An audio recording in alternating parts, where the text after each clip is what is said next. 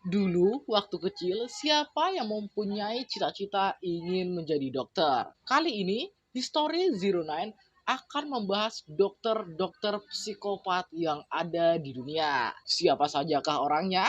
Tetap di History Zero Nine.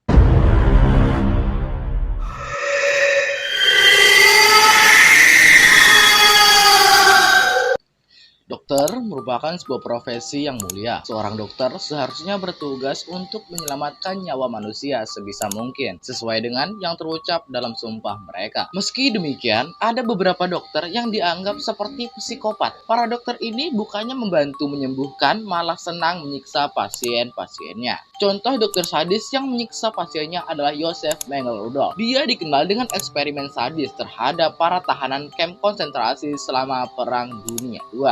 Dr. Rudolph merupakan tenaga medis lulusan Frankfurt Medical School. Dia mengikuti wajib militer kala itu dan menawarkan diri masuk dalam unit medis. Pada 1943, Rudolph dipromosikan menjadi kapten dan dikirim ke kamp Nazi di Auschwitz-Birkenau. Disinilah dokter sadis itu beraksi. Dia menyeleksi anak-anak yang tingginya tak mencapai 150 cm untuk dikirim ke kamar gas, sementara sisanya digunakan untuk percobaan. Tangan mereka dipotong, bahkan ada yang tengkoraknya dibuka tanpa dibius terlebih dahulu. Sungguh kejam. Yang berikutnya adalah Jacob van Nierop. Adalah dokter gigi berusia 51 tahun. Pengadilan Prefektur Nevers di Prancis mengganjarnya hukuman penjara 8 tahun. Pria kelahiran Belanda itu terbukti melakukan malapraktik pada pasiennya di kota kecil pedalaman Prancis. Dia tercatat sengaja melukai gusi, mencabut gigi serampangan, serta memutilasi mulut korban tanpa alasan medis memadai. Surat kabar Prancis Connection menjulukinya sang dokter gigi horor. Korban tindakan jahat Nierop mencapai 120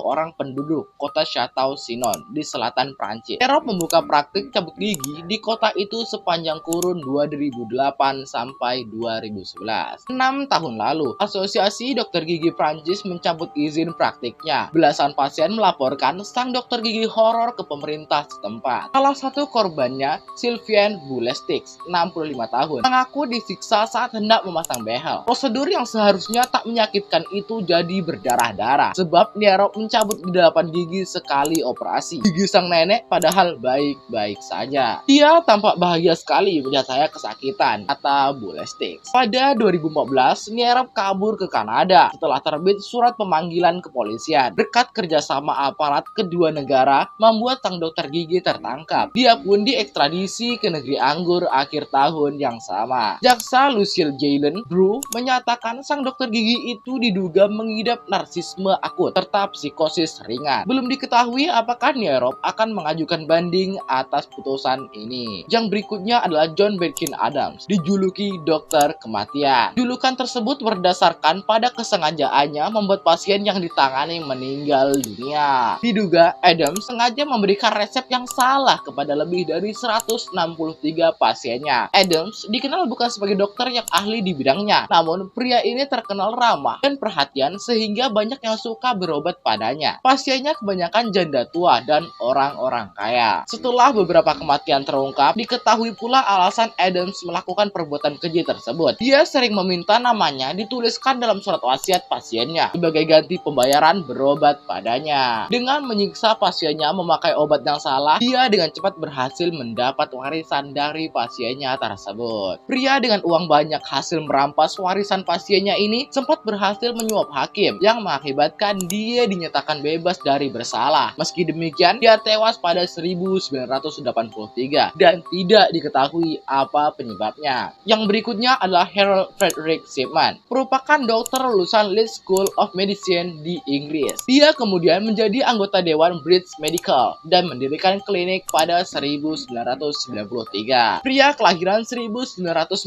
ini dituduh bertanggung jawab atas 250 kasus kematian. Melihat angka yang cukup tinggi, rekan sejawatnya mengeluh pada Dewan tentang tingginya angka kematian tersebut. Setelah dilaporkan ke kepolisian, terungkap dia memberikan diamorfin berlebih pada pasiennya. Hal ini menyebabkan kecanduan pada pasiennya. Jika dikonsumsi berlebih, maka pasiennya akan mengalami ketergantungan. Efek samping yang terjadi pada orang overdose overdosis diamorfin adalah sesak napas yang dapat menyebabkan kematian. Shipman akhirnya dijatuhi 15 hukuman seumur hidup karena melakukan praktik sadis ini. Dia ditemukan tewas bunuh diri di selnya pada 2004 silam. Yang berikutnya adalah kali ini seseorang dokter gigi bernama John Hall yang masuk salah satu dokter keji. Pria ini dianggap memiliki kelainan seksual dan melakukannya pada pasien-pasiennya. Hall sering sekali menyuruh asistennya keluar jika ada pasien perempuan. Dengan penuh nafsu, dokter ini membius pasiennya. Dalam keadaan setengah sadar, Hall memberikan pasiennya obat berbentuk cairan. Tak disangka, obat yang dimaksud itu adalah cairan sperma milik si dokter. Para asisten yang curiga akhirnya melaporkan Hall pada pihak pemilik ini. Setelah diselidiki, dia sempat berusaha mengelak. Namun barang bukti berupa cairan mani yang ada dalam wadah yang digunakan membuat pria bejat ini tidak bisa berkutik lagi. Hal akhirnya dilaporkan ke polisian dan dituduh bersalah. Untuk mempertanggungjawabkan perbuatannya, dokter ini dihukum penjara selama 5 bulan. Tak hanya itu, izin praktiknya juga dicabut. Pada 2013 lalu, kepolisian Kosovo menangkap seorang kepala sebuah klinik kesehatan di wilayah tersebut. Dia adalah Dr. Lutz Dervis dan 5 dokter lainnya yang terlibat dalam sindikat penjualan organ tubuh manusia. Para dokter ini membujuk penduduk miskin Turki, Rusia, Moldova, dan Kazakhstan untuk menjual ginjal mereka dengan iming-iming bayaran 26.000 euro